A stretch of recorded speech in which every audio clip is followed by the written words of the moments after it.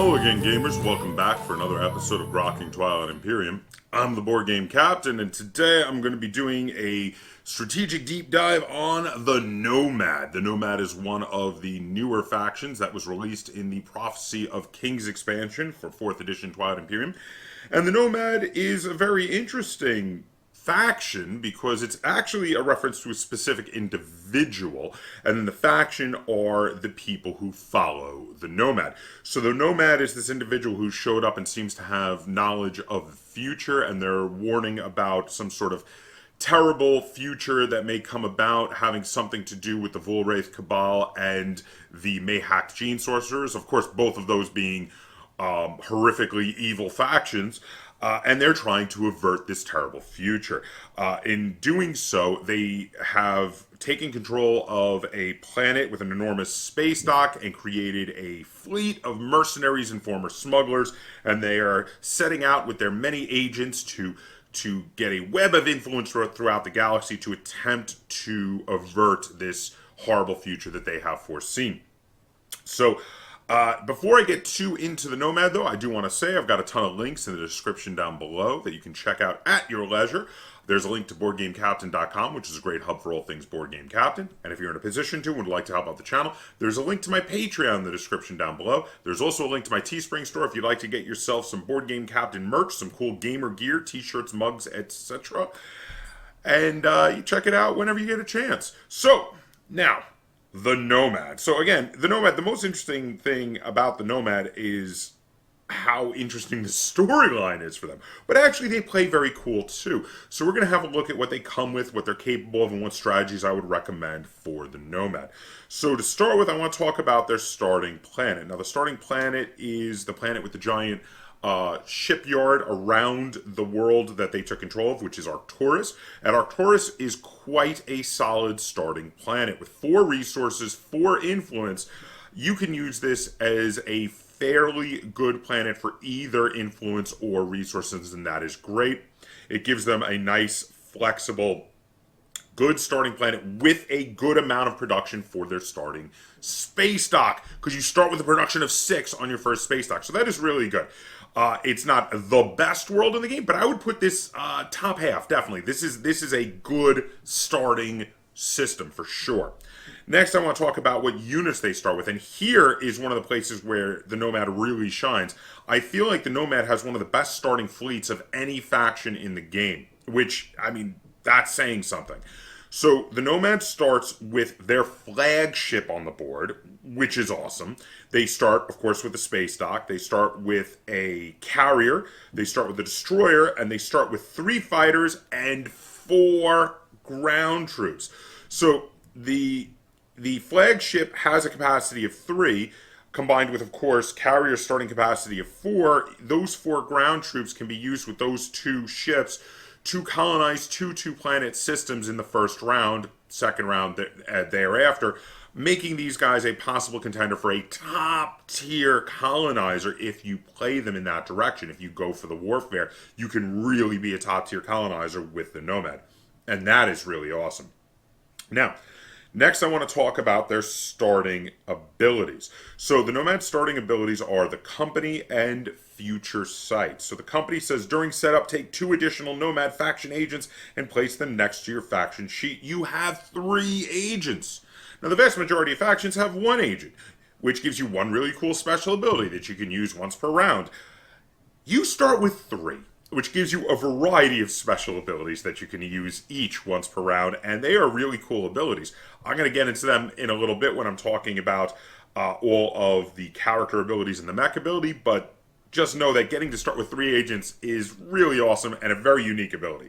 Next, they have Future Sight, which is a more minor ability. It's during the agenda phase, after an outcome you voted for or predicted is resolved, gain 1 trade good.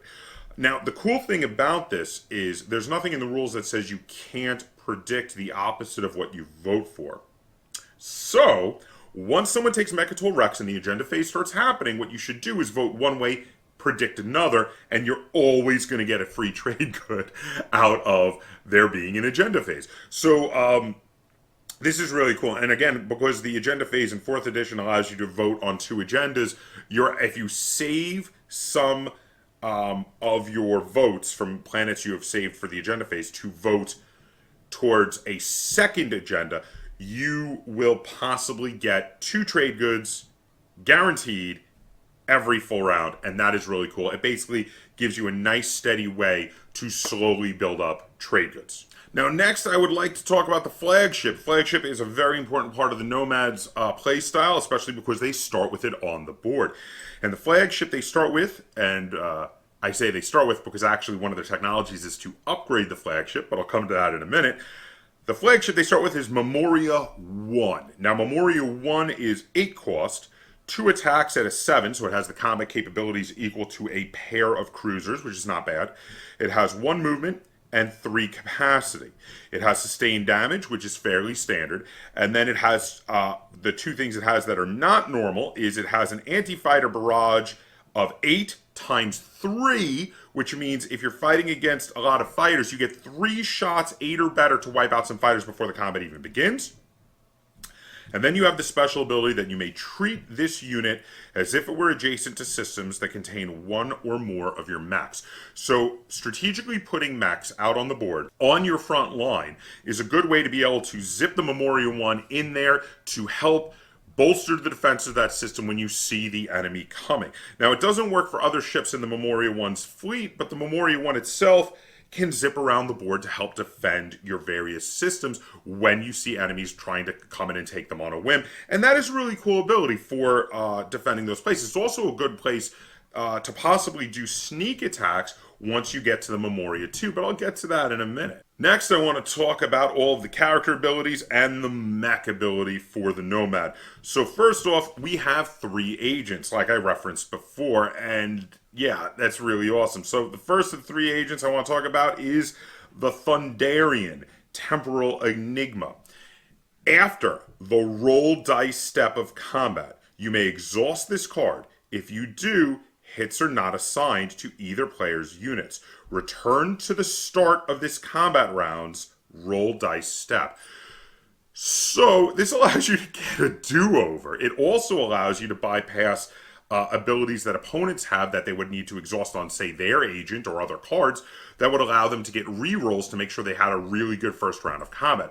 Because all of that happens in the roll dice step. So you have the big first round of combat, they roll some really great rolls, they get some re-rolls that it looks like they're going to completely wipe out your fleet. You're like, yeah, no. You flip over the Thunderian, you exhaust him, and you're like, let's go back to the beginning. And like, oh, do I get to refresh my character that let me get those re-rolls? No, you don't. This is really cool. This is a great ability. It's going to be not used early game very much, but once you start getting into combats, you're gonna be using this ability a fair amount to turn what would have been a very devastating combat into a better result for yourself, hopefully. Again, it doesn't guarantee it because you do have to still roll, but it makes it much more likely that you can get the odds more in your favor. Now, the next of the agents is Field Marshal Mercer. Now, Field Marshal Mercer has the ability that at the end of a player's turn, you may exhaust this card to allow that player to remove up to 2 of their ground forces from the game board and place them on planets they control in the active system. So this allows you to move ground forces from all the way back, say, in your starting system to anywhere you have activated a system. So without needing to build more carriers, you can move ground forces out throughout the galaxy. And FYI, mechs count as ground forces. It's both infantry and mechs are ground forces. So you can build some of your mechs on your home world, use its large amount of production to build a bunch of mechs, and then as you activate systems, be like, oh, I'm going to put a couple of mechs over there. That's pretty great. And then you can start using the carrier to pick those mechs up and bring them further, trading some of your infantry for mechs, because, of course, mechs are more powerful and are better at invading planets. This is a really cool starting ability. This is one that I think you're going to use probably every round. It's really awesome. Now, the last of your starting 3 agents is Artuna The Betrayer. Hey everybody, this is a quick addendum from the future. I had realized I made a little mistake when talking about Artuna The Betrayer, so here we go. Artuna The Betrayer is a really, really awesome agent. When you gain trade goods from the supply, You may exhaust this card to place an equal number of trade goods on this card. When this card readies, gain the trade goods on this card. So this will work with any cards or effects that allow you to gain trade goods from the supply, which includes the strategy card for trade, because that allows you to take 3 trade goods from the supply. So if you take trade early game, you can take 3 trade goods from the supply, you can exhaust Artuna the Betrayer and put 3 trade goods on Artuna the Betrayer. In addition, for taking the strategy card, of course, you can fill up your commodities and possibly do trades with, if there is a Emirates of Hakan player out there, even in the first round. And then on the next round, when Artuna the Betrayer readies, you're going to get another 3 trade goods. This is a great way to start building up tons of trade goods. Artuna the Betrayer can also be used with certain technologies and certain action cards to possibly get extra trade goods. But in general, every time you take the trade strategy card, you can use Artuna the Betrayer to get 3 trade goods. You can also use this synergistically with your ability that allows you to get trade goods for predicting or voting on the outcomes of agendas, just to get 1 extra trade good if during that round you were unable to get the trade card. So this is a really, really cool card. This is huge. This can give you tons of funds towards your war effort, tons of funds towards getting new technologies or building new ships. I think of the 3 agents, this is my favorite, but they're all good, which is amazing. You have 3 fantastic abilities to start with at the beginning of the game with your 3 agents. Now, next I'd like to talk about the commander ability. Now, the commander is nevark, Fang, and they are unlocked if you've scored 1 secret objective. So it's going to be very important to try early game to find objectives that are kind of gimmies, ones that you can score quickly. But you should probably be able to get this guy out by round 2, which is really awesome. And his ability is fantastic. You can produce your flagship without spending resources. Now, your flagship, you get to start with on the board, but if it gets destroyed in a combat, you're going to get to bring it back out without having to pay anything as long as you have unlocked nevark Fang, which means that you can be a little more frivolous with your flagship in the combats you throw it into, ones you're not even certain you're going to win, because it's like, okay, I take out most of my opponent's fleet, they kill my flagship, it's okay. My next action, I'm going to do a build, I'm going to build some big ships, and I throw out the flagship, and it's free. Not eight resources, free, which is fantastic, actually. Really good ability. Now, next I want to talk about the hero. So the hero is Sivin, which of course is then unlocked when you have scored 3 objectives. And once you unlock them, they become probability matrix, and the ability is called time warp. It is an action. Place this card near the game board. Your flagship and units it transports can move out of systems that contain your command tokens during this game round. At the end of the game round, purge this card. So this allows your flagship to do a bit of a sneak attack, or allows it to move twice before joining another fleet in attacking Mechatol Rex. This could feasibly be game-winning if this is going to get you the points you need to win the game. Now, it is 1 use ability. It's not the most powerful hero ability, but it's a good hero ability. It's one I really like. I think it's got a lot of uses. It's got a lot of uses that you could use throughout the game for smaller objectives, but it's also got some possible game-winning objectives because you can use it to sneak in your flagship to be like, oh, boom, now it joins my bunch of dreadnoughts and Warsun that were coming in, and we're going to obliterate your fleet on Mechatol Rex. It's about to be mine, and then that's going to help me win the game. And that can be really awesome. Finally, over here, we have the mech. Now, the mech, of course, is the quantum manipulator.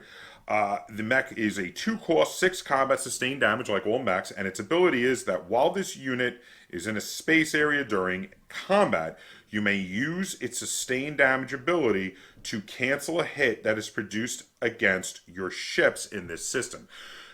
So once you get to start moving your mechs around with the ability from Field Marshal Mercer, and you can pick them up with your carrier or your flagship, you can take hits on them in a space battle to prevent the destruction of your ships in that fleet, which is really, really awesome. And then also don't forget, when you start spreading these mechs around to different planets, you can move Memoria 1, your flagship, into those systems as if they were adjacent to them as one of Memoria 1's abilities. So the mechs have this double use, triple use if you count the fact that they're better ground forces than your infantry. So you're actually going to want to try building all your mechs and getting them out on the board, getting some with your key fleets and some on key planets that you may need to move your flagship around to. They're actually quite good, very useful for the Nomad. So the next thing I want to talk about is what starting tech you get. You get one starting tech and one starting tech only, but it is one that is normally requiring you to have another blue tech to get, and that is Sling Relay. Action. Exhaust this card to produce one ship in any system that contains one of your space docks. So this is really cool. You get to build a ship outside of the normal build action, and that's great. But also specifically, this can be really awesome once you get nevark Fang out, because once you have nevark Fang out, getting to build your flagship for free and also getting to build it where it doesn't count against your production limit can be really, really awesome. You can just be like, I exhaust this, and I'm immediately going to bring my flagship back over here by this space dock, and I don't have to pay anything for it, and I didn't have to use up an action to do it. I didn't have to use a tactical action just to build. I have my flagship back. And that's actually really pretty awesome. This can also chain with the hero ability where your flagship gets destroyed, but you need to build it close to the front lines and immediately use it again, because then once you've used it, if you built it in a system that had already been active, you can activate your hero ability and again come flying out and use it somewhere where you have an all-important effect that you need to have happen. Next, I want to talk about what technologies I recommend taking with the Nomad, as well as their faction techs. So first off, I do want to say that the thing about the Nomad is there's not really a lot of techs that specifically key into their abilities. Generally speaking, all techs that are generally good will also be good for the Nomad. There are a few specific low-level ones I do want to recommend as possible choices for you, though, especially because you definitely want to get the prerequisites to be able to get out the Memoria 2, which is one of their faction-specific techs. It is their upgraded version of their flagship, which is really awesome. And it requires you to have one green, one blue, and one yellow, either already techs or technological specialties on planets that you control to be able to use to get out the Memoria 2. Now, you start with one blue tech, so let's talk about some yellow and green techs I might recommend. And I'm also going to talk about one other blue tech I recommend, because if you can get a second blue tech, in addition to being able to upgrading the Memoria 1 later in the game, you could also, with those techs, upgrade the Dreadnought, upgrade the fighter, and also then with just either one red or one red technology specialty, you could upgrade the cruiser. You also, with just those two blue techs, the one you start with Sling Relay and the one I'm going to recommend, you could upgrade the carrier. So with a fairly small smattering of techs, you have a lot of choices for upgrading your other ships and units, which is really, really good. So first I want to talk about yellow techs. To get the yellow tech that you would need for Memoria 1, either of the two basic yellow techs would be really good with the Nomad. Now, Sarween Tools, when one or more of your units use production, the combined cost of that production is reduced by 1. This is a great tech for everybody, and it's going to be just as good for the Nomad. But also Scanning Drone Network. When you activate a system, you may explore one planet in that system that contains one or more of your units. This is also really good. Again, you can get to do some exploring and find some shards and find some other cool items that you can use. Either one of these would be great for the Nomad. Neither one really stands out as specifically awesome. Either one would be fine, and either one would then give you the one prerequisite you need for your faction-specific tech, and also the one yellow prerequisite you would need towards the green, blue, and yellow for upgrading your flagship. Next, for greens, similarly, either of the two basic green techs would be fantastic for the Nomad. Neither one really sticks out as a must-have. They're both awesome. So first, you've got psychoarchaeology. You can use technology specialties on planets you control without exhausting them, even if those planets are exhausted. During the action phase, you can exhaust planets you control that have technology specialties to gain 1 trade good. Now, the reason this is good is you can more quickly get your prerequisites, being that even exhausted planets can use the technology prerequisites to being able to get the Memoria 2 out, and later also some of your other upgraded ships if you want. So this is a really good one for that. But on the other hand, Neural Motivator also seems really good and really flavorful for the Nomad. During the status phase, draw 2 action cards instead of 1. Action cards have tons of tricksy abilities that you can use to foil your opponent's plans, and that also seems very characterful for the Nomad. Now, both of these are really awesome. Neither one sticks like super out as you know, the automatic take, but I think most games I would probably take Psycho-Archaeology over Neural Motivator just because of how it would help me to upgrade more quickly. Now, the last one I want to talk about is the Gravity Drive. Now, because you already have 1 blue tech in the Sling Relay, you can get the Gravity Drive, which requires you to have 1 blue tech, and it is after you activate a system, apply a +1 to the move value of one of your ships during this tactical action. So Gravity Drive is a phenomenal technology. It is never not useful, but specifically, this is going to be useful for helping you to have sneak attacks with your flagship, because remember, your flagship is always going to be adjacent to any systems that you have a mech in. So you have a mech somewhere, now suddenly you have increased the range because you move into that mech planet and then can move 1 space out and attack whatever is there. It becomes very useful in increasing the range that your flagship can go to be able to attack enemies. Next, I want to talk about the faction-specific techs. So the first one I want to talk about is the Temporal Command Suite. Now, the Temporal Command Suite is a yellow technology that requires you to already have 1 yellow tech, or of course, 1 yellow technology specialty on a planet if you want to go that way.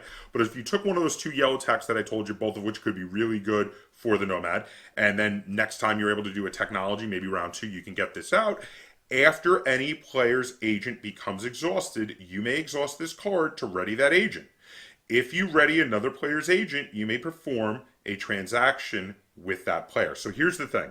This card has 2 uses, and they're both fantastic. So 1, you can ready one of your 3 awesome agents and use them again. If you ready Artuna The Betrayer, doing so is going to get you those resources off of those trade goods, I mean.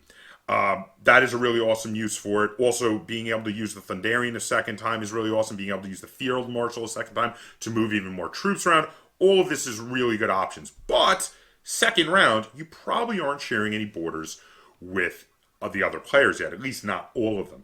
And this allows you to act almost like you were the Emirates of Hakan in the second round. Being able to do a deal with somebody before you're adjacent to them. So if you're able to get this technology by round 2 and then use trade to fill up your commodities and talk to someone and be like, hey, I'm going to let you refresh your cool agent so you can do your ability again, whatever your ability might be. But in exchange, we need to do a deal. You know what? Let's trade some commodities. And you know what else?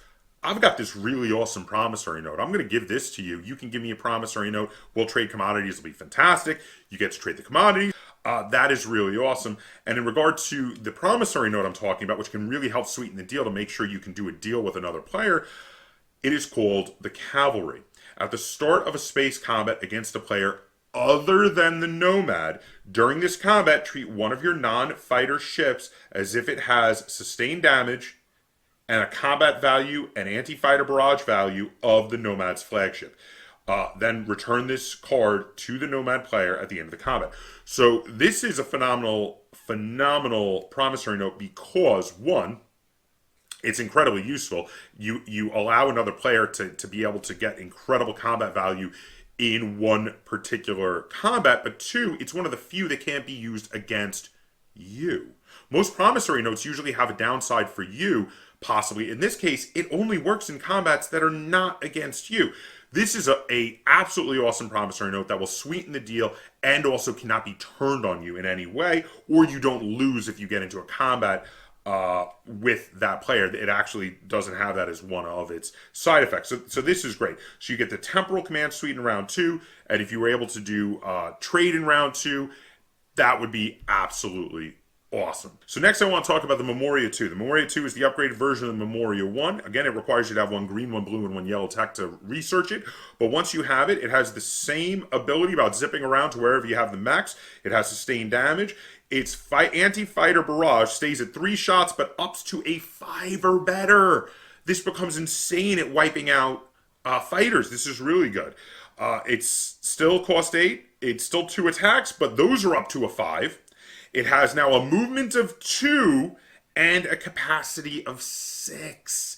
So that capacity of 6 is huge. You can now hold an enormous fleet of, say, those mechs and fighters and ground troops. And again, those mechs can take hits for you while you're in a space combat, which is really awesome. And in addition, remember, you have now increased your range even further if you got this and the gravity drive.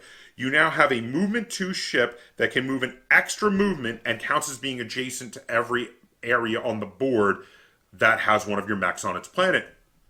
This can really help you to incredibly intercept enemy fleets or do sneak attacks, especially right after you have rebuilt your ship for free. And again, chains with the ability of the hero, where you can, even when you have rebuilt your ship in a place that has a token, suddenly you can be like, you know what?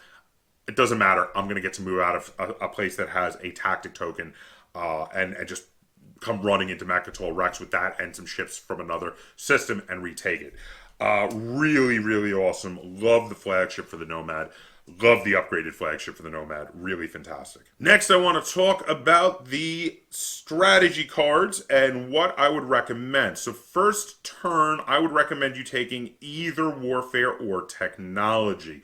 Both of these are going to be really good for first turn if you can. Now, while there's not a huge number of techs that you definitely have to get, there's a lot you want to get early. If you can, there are a bunch of technologies you want to get early because you want to be able to grab a yellow tech first round if you can, so that second round you can get that temporal command suite out. That can be really, really key because it can help you to trade with other players before you are adjacent to them, even if no one has taken the Emirates of Hakan. You can act like a mini Emirates of Hakan starting round 2 if you're able to get the temporal command suite out round 2 when you or someone else uses the technology strategy card and you're able to do the secondary ability maybe. That can be really, really awesome. On the other hand, Warfare can be really good because, again, the Nomad can be a top-tier colonizer. And with Warfare, you can colonize 3 2-planet systems in round 1, which is going to give you tons of resources and tons of planets that you have control over, and that is also really good.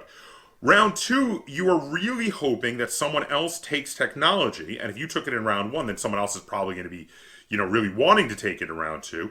You want someone else to take technology so you can use the secondary ability, because round 2, you want to take trade. And that's because you want to be able to fill up your commodities, fill up someone else's commodities, and use the technology to then get temporal command suite and then use the temporal command suite to do a deal with that person that you allowed to fill up their commodities so that you can do the deal I had talked about earlier. Now, some backups here. Trade is always good if you're not able to get on round 1 Warfare and Technology, again, because it gets your commodities filled up and you can get someone else's filled up that you're already working on dealing an alliance with. If you're not able to get either Technology or Warfare in the first round, you can get the trade on the first round. Later, of course, Leadership and Imperial are always good for Leadership for getting more command tokens, Imperial for being able to score public objectives and also letting you search for more of the secret objectives. And then once you pull out into the galaxy, of course, any of these could be possibly useful. Politics for allowing you to get extra action cards and also to choose what political agendas are going to be happening once you start having agenda phases. Diplomacy to try to stop people from attacking you in key areas. And construction to get yourself some more space docks and PDSs on the board. All of these will have their time while you are playing the Nomad, but I think the big ones, the big 3 for the Nomad are Warfare, Technology, and Trade. Okay, so now what secret objectives do I recommend you go for when activating either the primary or the secondary ability of the Imperial card? Which are the ones you're looking for, you're searching for, the reason you're taking the Imperial card multiple times or activating its second ability multiple times? Because remember, you want to get one of these out as quick as possible to release your commander and your commander's awesome ability. So first we have Hoard Raw Materials, control planets that have a combined resource value of at least 12. You start with a resource value of 4. You're a third of the way there. It's not bad. You just have to get 4 more resource values on planets. That's not that hard. And especially since you can be a top tier colonizer, you can get that pretty quickly. Next, we have Unveil Flagship. Win a space combat in a system that contains your flagship. You cannot score this objective if your flagship is destroyed in that combat. You start with your flagship on the board. Once you can get into a combat with it, this is going to be a possibility. Next, we have Adapt New Strategies. Own 2 faction technologies. The faction technologies for the Nomad are awesome. You're going to want to get them. You're going to get them. So it is going to be something that you will be able to achieve by mid-game if you're able to get that card. Next, we have Establish a Hegemony. Control planets that have a combined influence value of at least 12. Now, again, you start with 4 influence with your starting planet, which means you are a third of the way there on that one as well, which isn't bad. And again, with how quick of a top-tier colonizer the Nomad can be, this could be another one that if you got this instead of the Hoard Raw Materials, you could make a beeline for high influence planets and really get this quickly instead. Next, we have Occupy the Fringe. Have 9 or more ground forces on a planet that does not contain one of your space docks. You start with a character that allows you to move ground forces around amongst your planets without using carriers. So, This is one that you can very quickly achieve. You also start with 4 ground forces on the board. So those 4 ground forces are almost halfway there to the number of ground forces you will need on a particular planet. This could be very achievable if you get this early game. Next, we have Strengthen Bonds. Have another player's promissory note in your play area. If you play with the strategy I recommend about trying to get that temporal command suite out as quickly as possible and doing some trades with other people and trying to trade away your promissory note, this can be very achievable by second round, which is fantastic. By the end of the second round, you can definitely achieve that. And finally, Fight with Precision. Use anti-fighter barrage to destroy the last of a player's fighters in the system. Now, this is not going to be achievable super early, but remember, once you upgrade your flagship, it's going to get 3 anti-fighter barrage shots that hit on a 5 or better. If you are facing an enemy fleet that only has a couple of fighters, this is very possible to have happen once you have upgraded your flagship. It's even possible before you upgraded your flagship, though those 3 shots with an 8 or better are not guaranteed. It's not 100% going to happen, but it's possible. So there you have it. That is my deep dive on the Nomad. So I have a few strategic tricks in here I have talked about, some things that I would definitely go for if I was playing the Nomad. You've got some amazing abilities amongst your 3 agents that you start with and your starting tech all work really well with your starting flagship on the board. That is really awesome. You want to get your temporal command suite out as quickly as possible so you can start doing those trades, so you can get all those extra resources, so you can build giant fleets or pay for lots of technologies. There are tons of technologies I didn't talk about that can be good for the Nomad because they didn't specifically lean into the Nomad, but once you start being able to get lots of techs because you have lots of funds and you're able to say take the technology card and pay to get 2 technologies, there are a ton in there that can work really well for the Nomad depending on whether you're leaning towards combat or movement or economics or whatever it is. There's different techs that can help you in all sorts of different areas. And any tech that is generally good will also be good for the Nomad, so that's not a problem. The Nomad is a really interesting faction. They play a little differently than just about any other faction in the game, with all of their variety of special abilities that people will forget about. You'll be like, oh, and then I use the Thunderian, and people are like, wait, what does that do? Because they're going to have forgotten. You have so many different cool little abilities that you can use in different areas. And getting the temporal command suite out so that you can either do deals with people before you are adjacent to them or use some of your one of your agents a second time in a single round. This is fantastic. I really like the Nomad. I think they are not necessarily a faction for beginner players, But once you've played a game or two of Twilight Imperium, I think you should try out the Nomad. And Nomad is really awesome. It seems like a faction that I think would be very enjoyable for anybody to try out. So there you have it. Did I miss anything with the Nomad? Let me know. Comment down below. And if you enjoyed this episode of Grokking Twilight Imperium, be sure to give it a like, share it on all forms of social media. And if you haven't already, please subscribe to the Board Game Captain. That's Captain spelled with a K on YouTube. And if you have a request for a faction for me to cover in my series of Grokking Twilight Imperium that I have not covered yet, be sure to comment down below. And until next time, game on.